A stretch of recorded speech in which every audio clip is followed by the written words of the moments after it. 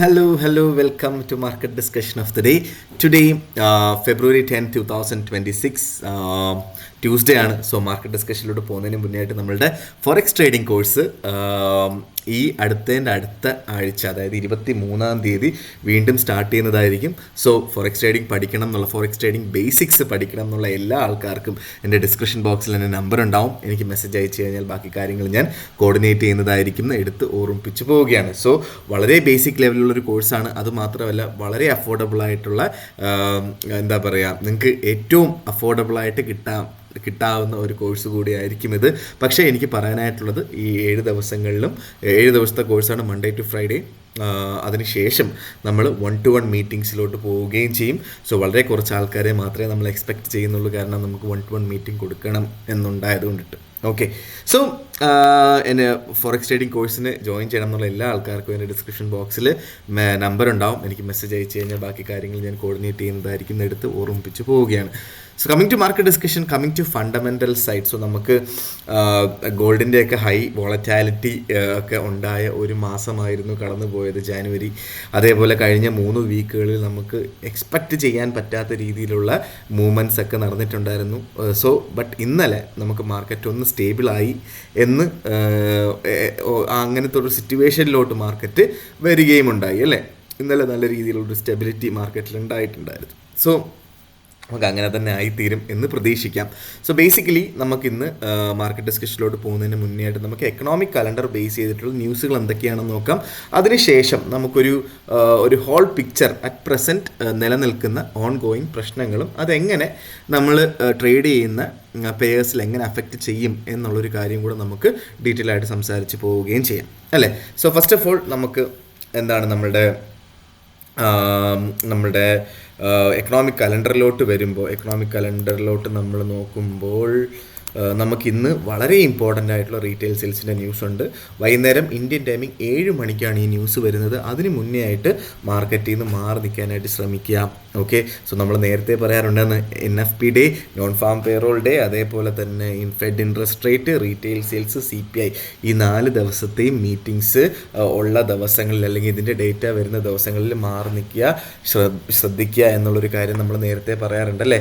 So ഇന്ന് വൈകുന്നേരം 7 മണിക്ക് മുന്നേ ആയിട്ട് മാറി നിൽക്കുന്നത് ബെറ്റർ ആയിട്ടുള്ളൊരു ഓപ്ഷൻ ആയിരിക്കും എന്നുകൂടെ ഞാൻ പറഞ്ഞു പോവുകയാണ്.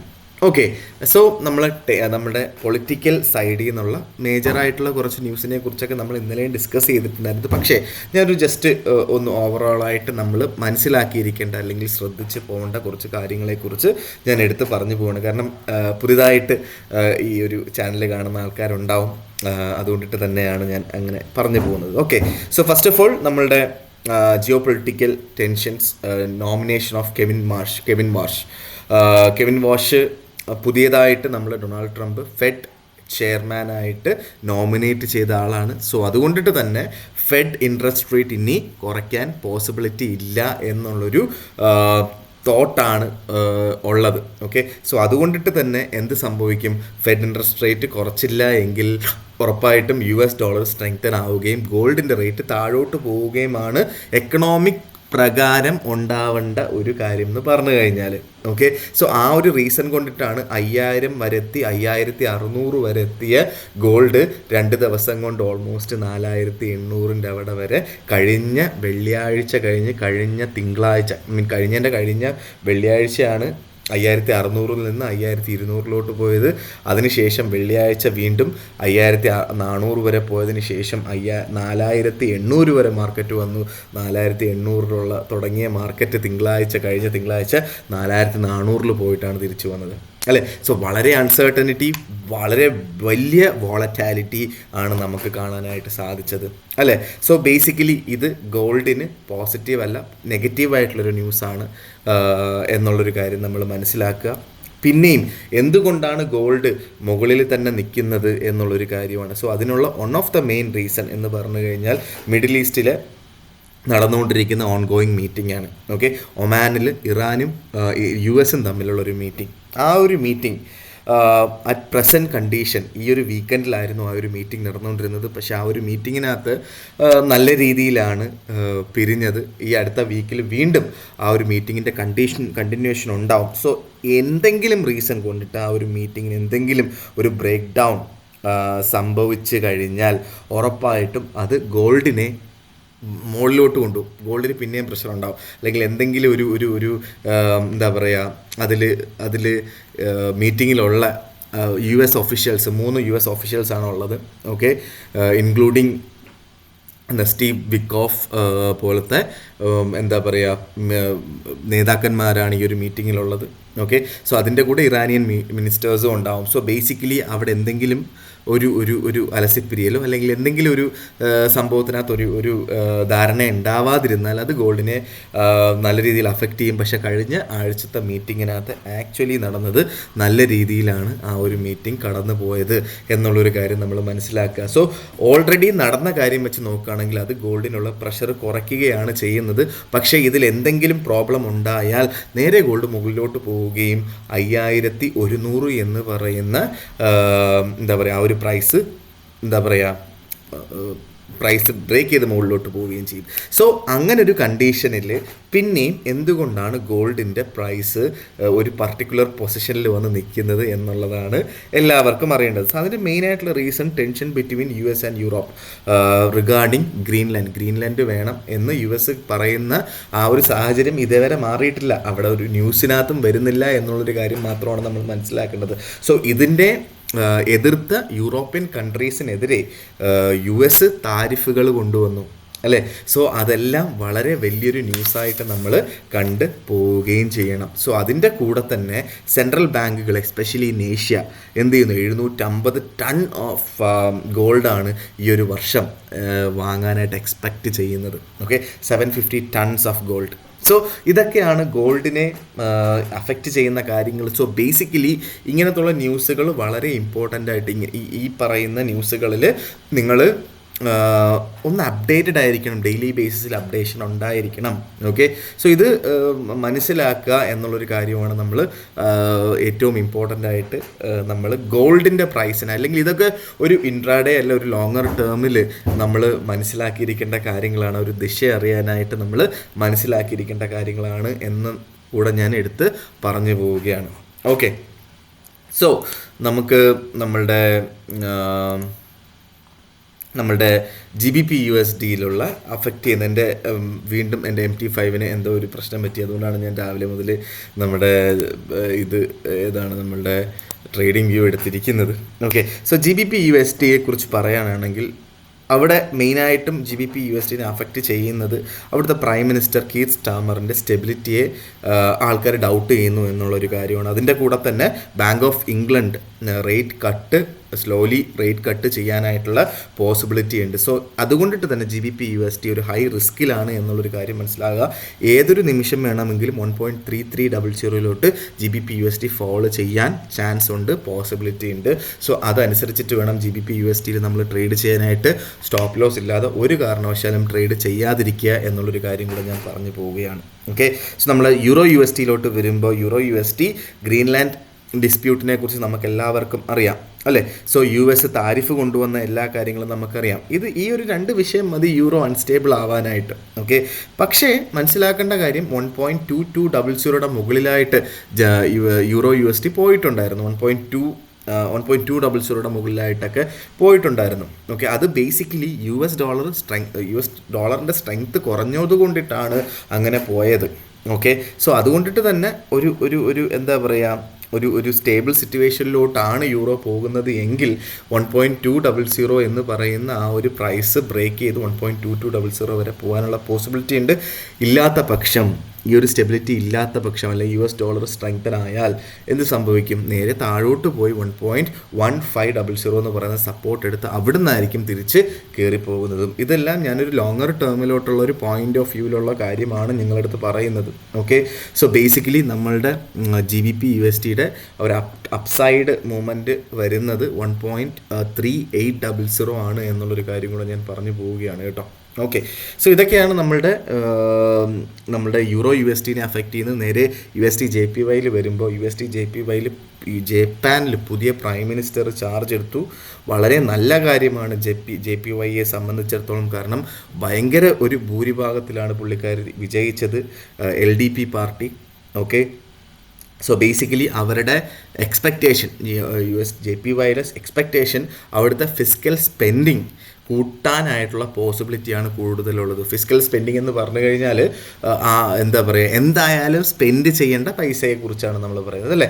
സോ ആ ഒരു സ്പെൻഡിങ് കൂടാനായിട്ടുള്ള പോസിബിലിറ്റി ഉണ്ടായതുകൊണ്ടിട്ട് തന്നെ ലൈറ്റ് ബെയറിഷ് ആണ് USD/JPY എന്നുള്ളൊരു കാര്യം മനസ്സിലാക്കി വേണം നമ്മൾ ട്രേഡിലോട്ട് പോകാനായിട്ട്, അല്ലെങ്കിൽ ട്രെൻഡ് നമ്മൾ മനസ്സിലാക്കേണ്ടത്. അപ്പോൾ USD/JPYയുടെ ട്രെൻഡ് നെഗറ്റീവ് ആണ് എന്നുള്ളൊരു കാര്യം കൂടെ മനസ്സിലാക്കുക. അൺടിൽ ആൻഡ് അൺലെസ് 152 ബ്രേക്ക് ചെയ്താൽ വീണ്ടും മാർക്കറ്റ് താഴോട്ട് പോകാനായിട്ടുള്ള പോസിബിലിറ്റി ഉണ്ട്.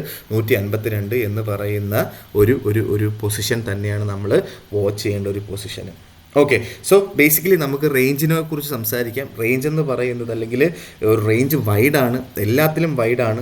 ഗോൾഡിൻ്റെ റേഞ്ച് വന്നിട്ട് 4930 to 5150 ഗോൾഡിൻ്റെ റേഞ്ച്.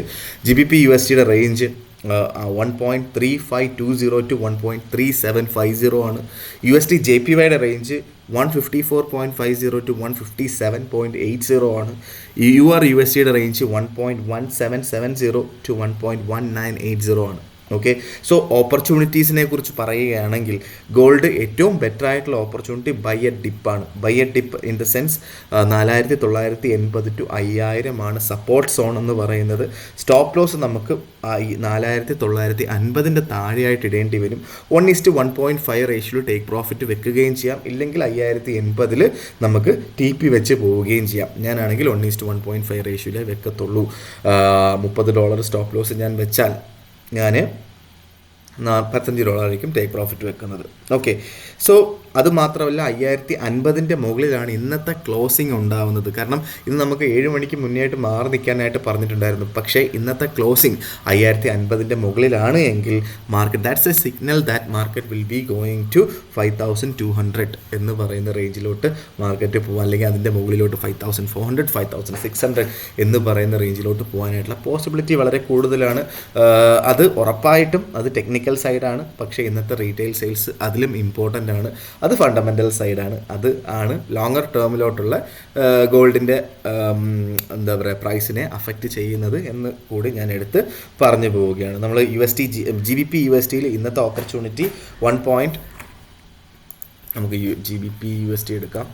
GBP/USD സോറി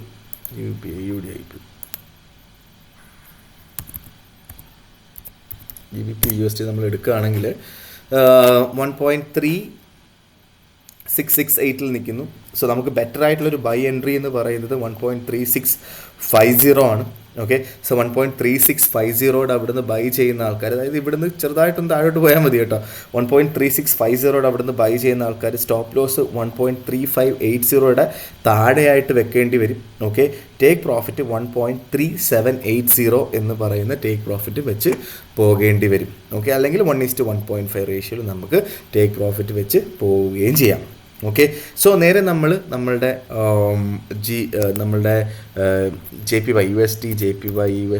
JPYയിലോട്ട് നമ്മൾ വരുമ്പോൾ ഇപ്പോൾ കറൻ്റ്ലി 155.35 നിൽക്കുന്നു. ഓക്കെ, മാർക്കറ്റ് താഴോട്ട് പോയപ്പോൾ 155 വരെ മാർക്കറ്റ് വന്നിട്ടുമുണ്ട് അല്ലേ. സോ ഇന്ന് നമുക്ക് സെൽ ഓപ്പർച്യൂണിറ്റിയെ കുറിച്ചാണ് എനിക്ക് JPYയിൽ പറയാനായിട്ടുള്ളത്. 156 അവിടെ നിന്ന് നമുക്ക് സെല്ല് ചെയ്ത് സ്റ്റാർട്ട് ചെയ്യാം. ഓക്കെ, സ്റ്റോപ്പ് ലോസ് 157 അവിടെയെങ്കിലും നമുക്ക് ഈ പറയുന്ന സ്റ്റോപ്പ് ലോസ് വെക്കേണ്ടി വരും. ടേക്ക് പ്രോഫിറ്റ് 154.50 അവിടെ നമുക്ക് ടേക്ക് പ്രോഫിറ്റ് വെച്ച് പോവുകയും ചെയ്യണം. ഓക്കെ, 154.50 അവിടെ നമുക്ക് ടേക്ക് പ്രോഫിറ്റ് വെച്ച് പോവുകയും ചെയ്യണം. USD/JPYയുടെ കാര്യം നമ്മളെടുത്ത് പറഞ്ഞു പോയി കഴിഞ്ഞാൽ.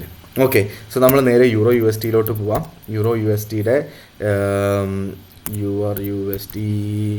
EUR/USDയുടെ നമ്മുടെ കറണ്ട് പ്രൈസ് 1.1903 ആണ്.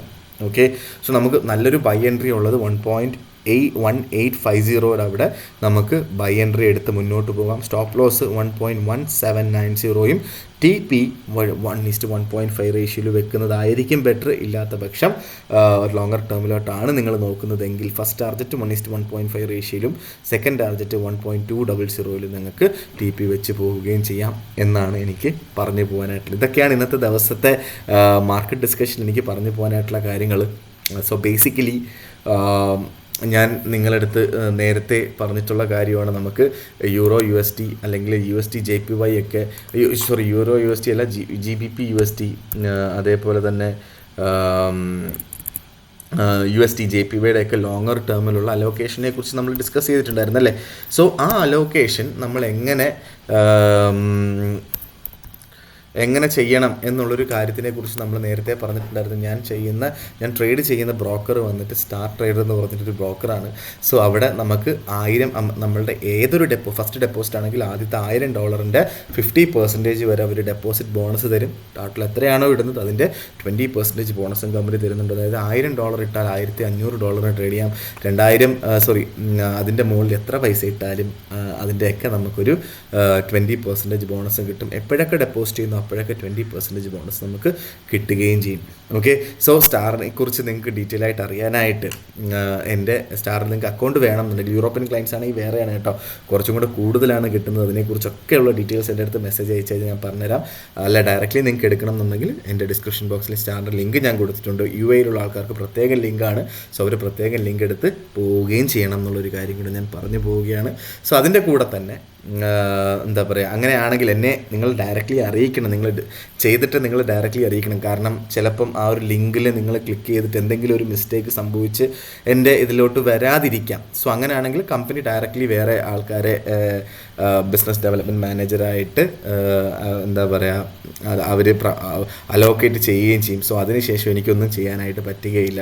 സോ നിങ്ങൾ രജിസ്റ്റർ ചെയ്യുന്നുണ്ടോ അത് എൻ്റെ അടുത്ത് പറയണം, എന്നാൽ മാത്രമേ എനിക്കത് ചെക്ക് ചെയ്യാനായിട്ട് പറ്റുള്ളൂ. ഓക്കെ, സോ അതിൻ്റെ കൂടെ തന്നെ ഇത് നമുക്ക് എന്താ പറയുക, ബൈ ആൻഡ് സെൽ സിഗ്നൽ തരുന്ന അത്യാവശ്യം നല്ല രീതിയിൽ 90% അക്യുറസി ഉള്ളൊരു എന്താ പറയുക ഒരു ഇൻഡിക്കേറ്ററാണ്. ഓക്കെ, സോ ഈ ഒരു ഇൻഡിക്കേറ്റർ വേണം എന്നുള്ള ആൾക്കാർക്കും എന്നെ ഡയറക്റ്റ്ലി കോൺടാക്റ്റ് ചെയ്യാവുന്നതാണ്.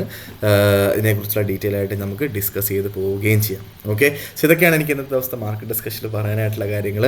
ഉറപ്പായിട്ട് നമുക്ക് മാർക്കറ്റ് ഡിസ്കഷനായിട്ട് നമ്മൾ നാളെ കാണുന്നവർ എല്ലാവർക്കും ഗുഡ് ബൈ.